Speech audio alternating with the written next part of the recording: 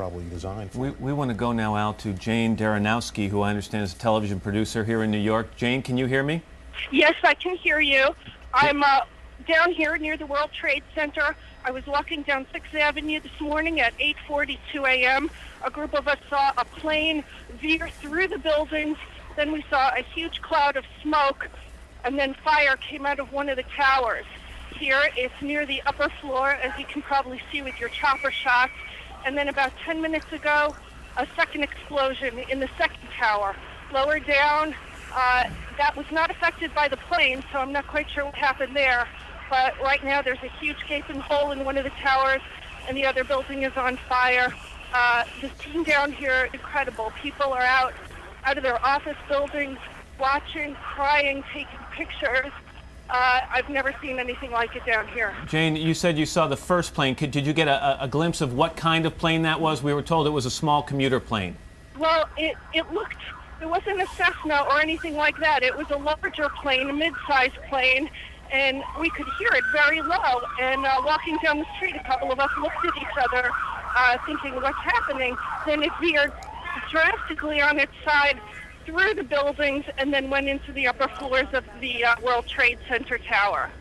And we want to just mention that when the impact hit the first tower, you would hope that people who were in the second tower were beginning to evacuate, especially if air traffic control had some indication that this was deliberate. You'd hope that they were starting to get people out of the other tower before this second plane hit that tower. But I mean, if you tried to go up, we've been upstairs in the towers of the restaurant up there to try to get down. I mean, the elevators would have been jammed, no question, but if there was an indication that this was deliberate in the first case, you'd hope that they would immediately begin evacuation in the second tower. We've got another eyewitness that we'd like to speak with. Dan Dietrich is on the phone. Dan, tell me where you are and what you're seeing or what you saw. Okay, what I saw was one plane coming in low from the north down over 7th Avenue. It crashed into the top or the middle of one of the towers. 10 minutes later, I saw another plane crash into the other side of the tower at a lower level. It looked to be a small, commercial plane, the first plane that I saw. It crashed into the top of the tower, and there was a huge fireball, and there was a gaping hole in the side of the tower. As we were waiting outside and looking at it, another plane came in low, I believe from the other side, and hit the the middle of the other tower. So I saw both planes, two separate planes, crash into each tower. And Dan, and again, the size of the planes, tell me about that.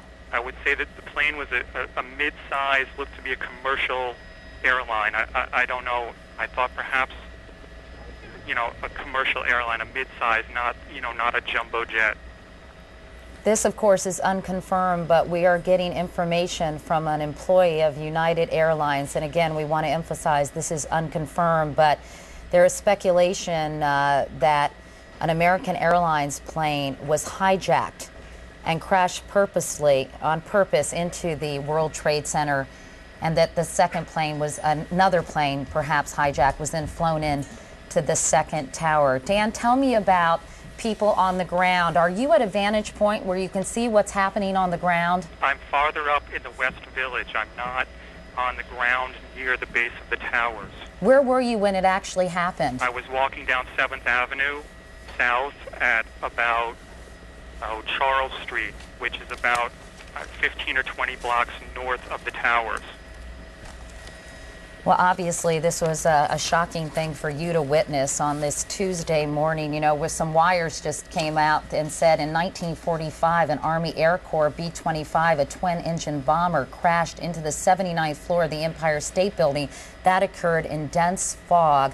This was a crystal clear day in Manhattan, so it is completely unclear how there would be any kind of problems with visibility. Dan, thank you so much for talking with us. Hopefully you can stay on the phone and we can check back in with you at another point in time. We really appreciate it. You're welcome. We want to also remind people that the World Trade Center bombing that took place on February 26th back in 1993, the product of a terrorist attack, the result of a terrorist attack that killed 6 people and injured more than 1,000. Of course, that happened on a Friday afternoon. I think, Matt, you and Al were working that day. We were. I know I was at home in Virginia watching it in disbelief, and now it feels a bit like deja vu. But of course, this is so much more bizarre. Yeah, no question. And you keep in mind that that killed 6 people, injured 1,000, and the explosion happened in a garage in the basement. This was a direct hit on the midsection or upper section of the tower, so the potential for injuries and death much larger. Of course, also some people on the planes. Yeah, That's were there right, people on the exactly. plane? If they were hijacked and they were en route to a different destination, Right. of course, this story continues to unfold. Bob Kerr joins us now. Bob, where are you and what can you tell us? Katie, good morning. I'm on the North Lawn at the White House, and the first thing we looked for here in light of what's happened is whether there is any unusual activity out here, whether there's an unusual police or Secret Service presence, people on the roof, that sort of thing. We don't see that as we speak. I did try to call the National Security Office here. As you know, the president is out of town. He is in Florida. We're told he has been informed of this.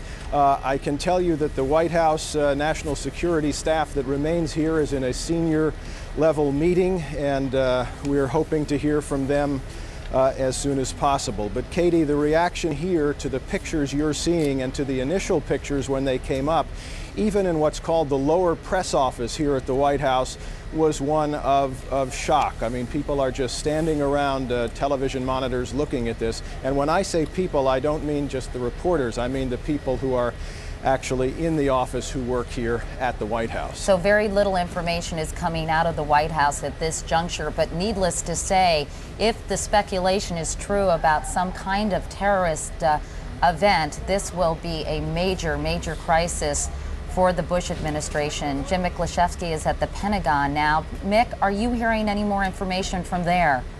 Well, according to U.S. intelligence officials, Katie, there appeared, at least to their knowledge, to be no specific threat involving hijacking airliners or any attacks on buildings in the New York area. U.S. intelligence officials report this morning that there are, they constantly are hearing about threats, possible terrorist threats against American targets worldwide. But as far as they know this morning, they had no early indications that anything of this nature could have occurred. Pentagon officials are already calling this a terrorist attack. They say that they have not yet ordered the scrambling of any military jets. If National Guard were to be scrambled in that area, that would be at the order of the governor. Now, of course, the president does have the authority to scramble American military forces in defense, but there's a problem here. What now do you defend against exactly?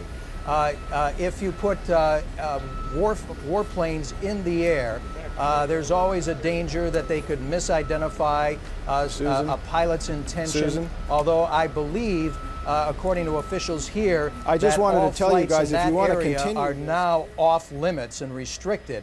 But so far, the U.S. military and Pentagon officials are scrambling to get as much information as they possibly can to determine what course of action, if any, the U.S. military would take. But Mick, they are describing this as a terrorist attack right now. There are some officials here in the Pentagon who are calling this an obvious terrorist attack based on very preliminary information. The information that intelligence officials are getting in terms of a possible hijacked plane, and of course the very horrifying video